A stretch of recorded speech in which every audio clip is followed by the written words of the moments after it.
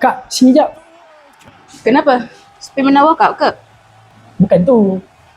Habis tu? Aku tengah tengok phone Eric Garcia ni. Ha? Orang lain tengok trofi, kau tengok phone. Kak, phone dia pegang tu lain macam. Phone apa dia pegang? Ramai cakap tu Honor robot phone. Phone tu belum launch lagi kan? Ha, tu yang kecoh. Dekat China pun baru open pre-order. Dekat global pun belum launch. My walkout pun dah test awal. Entah, kalau betul, memang power. Apa yang power sangat? Phone ni guna chip Snapdragon 8 Elite Gen 5. Bateri sekitar 6000 mAh. Kamera utama dia 200 megapiksel. Ultra wide dia 50 megapiksel. Periskop telefoto dia pula 200 megapiksel. Siap ada 4D gimbal stabilization. 200 megapiksel lagi, aku selfie pun nampak jerawat semalam.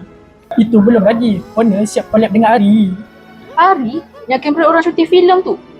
Sebab tu ramai expect video dia gempak. Patutlah satu dunia bukan Zoom Trophy. Zoom Honor robot phone.